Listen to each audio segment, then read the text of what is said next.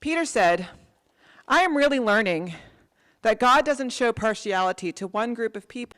You know about Jesus of Nazareth, whom God anointed with the Holy Spirit and endowed with power. Jesus traveled around doing good and healing everyone because God was with him.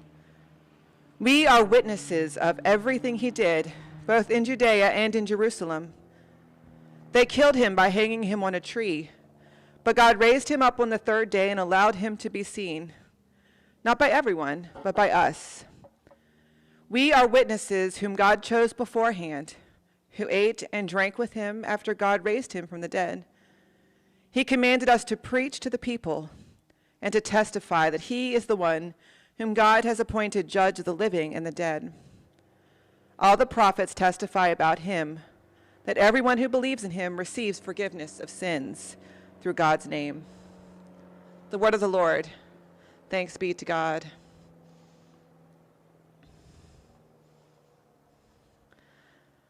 So there is a park in Pittsburgh, Pennsylvania. It's called Point Park. And during seminary, I used to go and sit at Point Park and watch the rivers flow. You see, in Point Park, what is so neat about it is it's a little triangle of land just outside of downtown Pittsburgh where you can see three rivers all at the same time. Across from Point Park used to be the old Three Rivers Stadium if you were a baseball or football fan. It was literally across the stream. But in between those streams, you could see three rivers. From the south, there was a really dirty, ugly, gross river called the Monongalia River. And that Monongalia River starts in my hometown of Clarksburg, West Virginia. And you could travel it. You could go all the way north into Pittsburgh following this stream, really, that grows bigger and bigger. And because it flows north and because it flows out of the mountains, it's muddy, it's gross, it's kind of turbulent. It's not a great river. From the north, on the other hand, is a shiny blue river. It's fed from the Great Lakes. It's got brand new lake water in it. It's gorgeous, and it flows from the south. And so you have, or from the north, south into Pittsburgh. So you have this shiny, great, beautiful blue river and this ugly, muddy, brown river crawling up from beneath it. And they join together at Point Park in Pittsburgh. And when they join together, they make the Ohio River. A big river, a great river. But what's so neat, I think, about these two rivers is you can see where the two rivers meet, where the streams meet one another. There's a clear line, it's marked between them, and it takes a good while, a good half a mile or a quarter of a mile for the two rivers to become one. It takes a long time for the Allegheny and the Monongalia River to join together to make the Ohio. It's messy. It's a muddy process. Neither one of the rivers wants to give way. Each wants to be the dominant new river to make up the Ohio, and yet one of them has to. Or they have to make something new. But it doesn't seem possible that these two rivers, so different in color, character, temperature, direction of flow, can make something else, something better.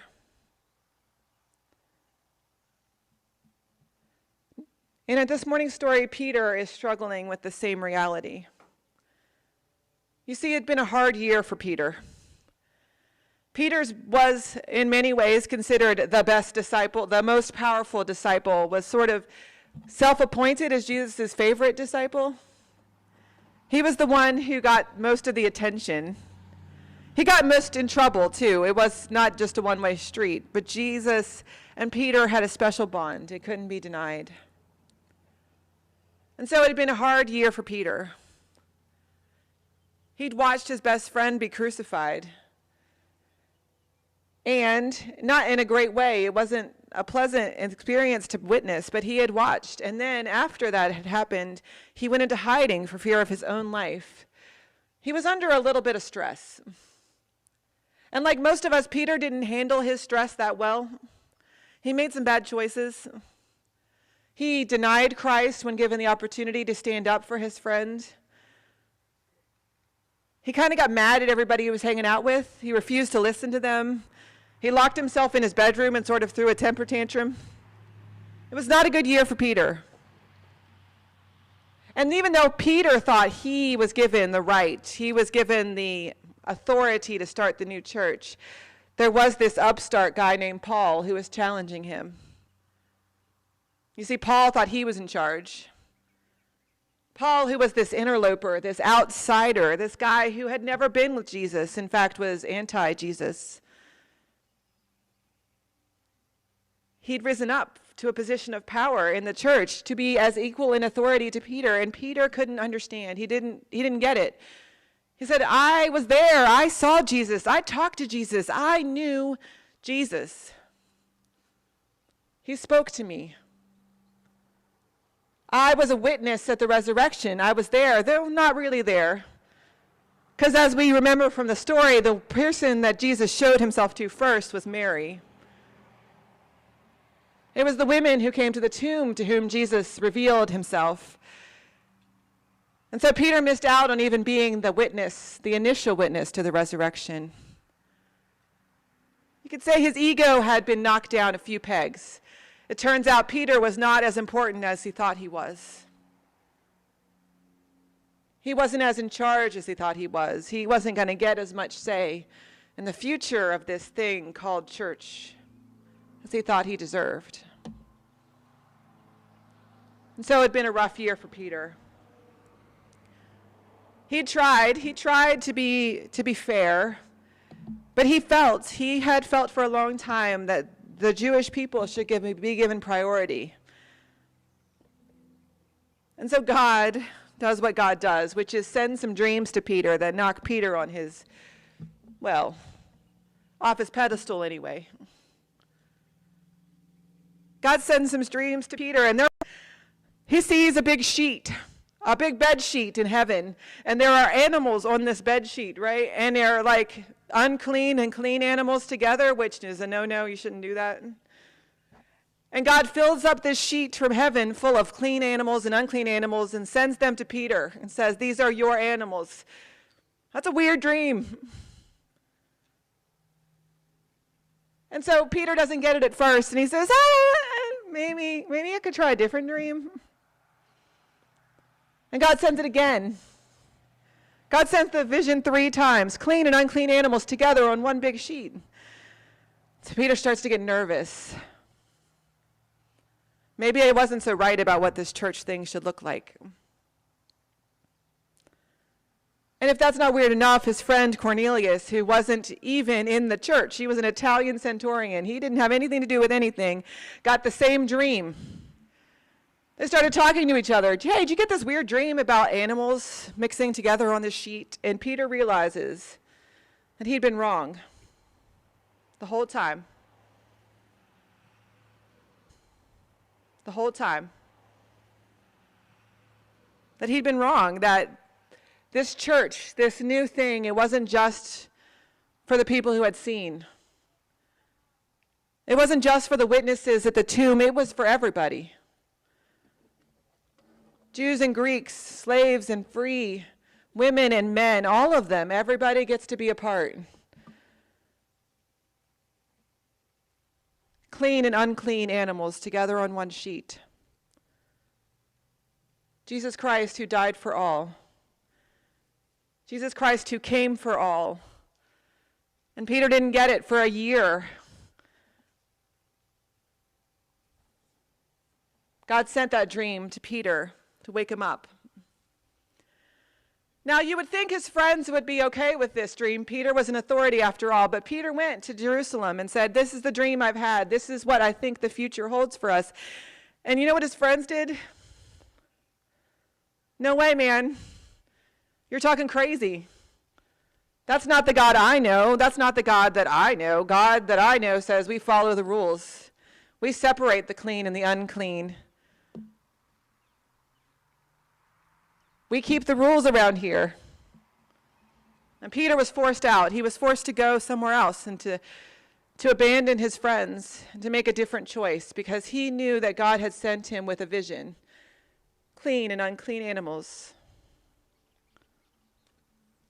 And it's not Peter's fault. And it's not his friend's fault. Peter is making an assumption. He's living his life based on what he knew, on the traditions that he'd grown up with, the familiar things that surrounded him. And he didn't get it. He didn't understand the possibility of what resurrection meant. That resurrection meant that things that once were dead are now alive. The resurrection meant that even things that are locked behind a heavy stone tomb can be released. Resurrection means that Jesus is not just in the tomb. Jesus didn't die and then stay there. Jesus was in the tomb, and then Jesus spent 2 days getting up to mischief,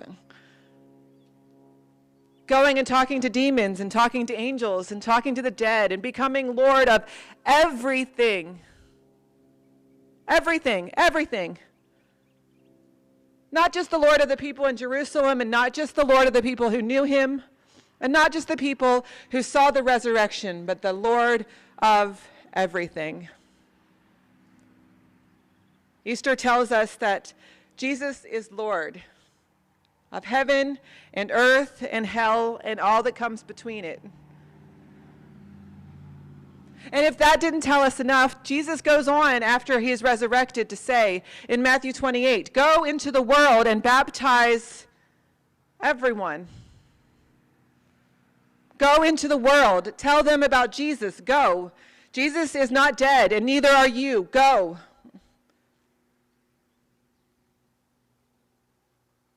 And then when they received the Spirit in Acts 2, and then again in Acts 10, the Spirit says the same thing. Get up off your chairs.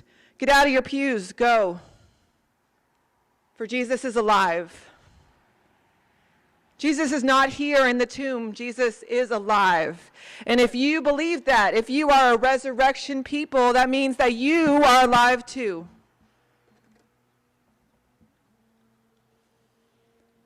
It's hard. If we learn anything from Peter, it's that it's hard. It's messy. It's dangerous. It makes muddy water sometimes.